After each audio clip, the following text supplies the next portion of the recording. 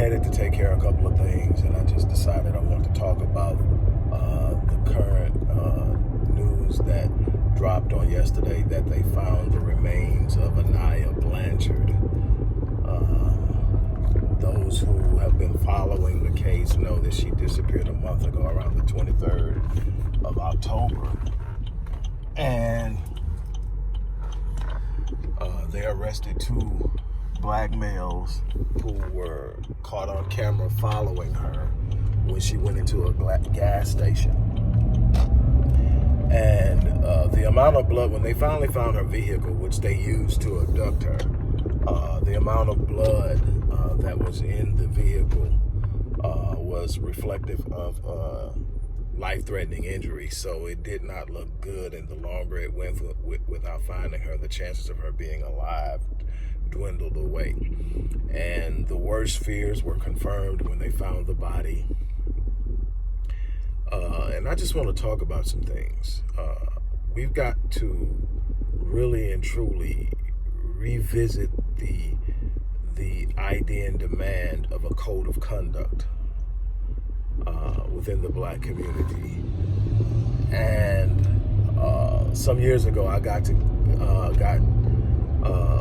myself together, and I put down what I believe is at least the starting point for a code of conduct of how we carry ourselves, what we're going to demand of ourselves, what are we going to demand of the men in the community, what are we going to demand of the women in the community, what are going to be the consequences for failing to adhere to this code.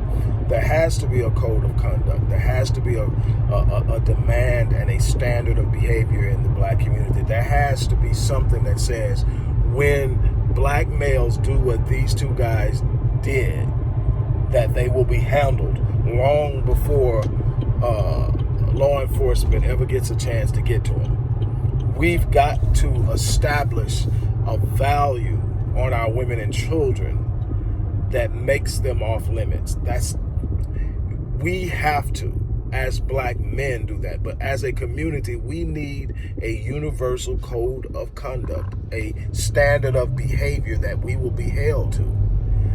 That's the first thing. The next thing is we've got to have a clear sense of understanding of what this world is now.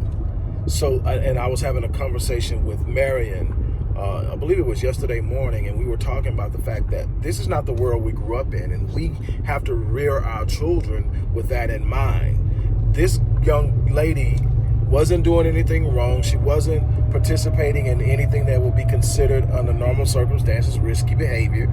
She was simply going to a gas station that was well lit, that had camera surveillance, and she went in and she was abducted and killed.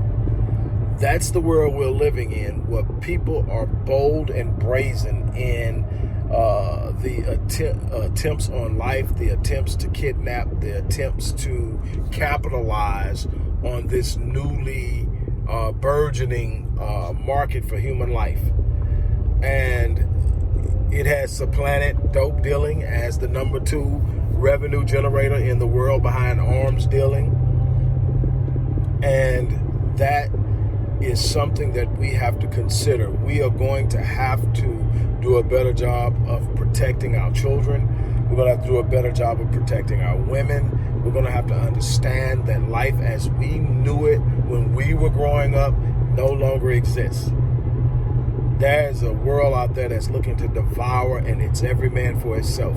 I was watching some coverage on a black woman who had been caught as a part of a sex trafficking ring, and the judge asked her what made her do it, and her response was, it was easy money. That's where we're at right now.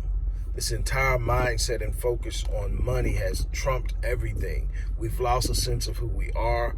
We've lost a sense of what we should be standing for.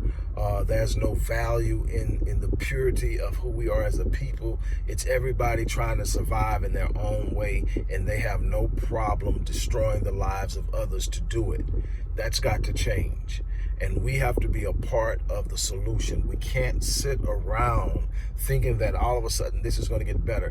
It's it's getting progressively worse each and every day, each and every year, and it's our responsibility to become actively engaged in changing that. Our children and their children deserve us to stand right now and fight. And so that's my challenge to you. We've got to stand up and we've got to do a lot more. Also, I'm excited about the fact that we got a couple of new additions to the Black Men Lead group, a couple of young guys, both of which I'm going to be working with directly. With everything I have going on, a lot of times, I obviously wrote the program, I created it, but a lot of my mentees are doing things, but I agreed to take on these two young guys. I'm excited about it. I'm looking forward to the challenge that comes along with it. So I'm excited about that. Obviously, I'm not going to call their names. Both of them are okay with taking pictures, so we might share some things with you moving forward. But that's what I just wanted to do. I wanted to do that. Stop by and talk to you guys about the need to do what we need to do to protect our women and our children. I'm about to get off here. Don't forget, we need your support. So with that in mind, I'm out of here. Show your support. The links are in the description box. Have a great day, and I'll talk to you soon. Bye.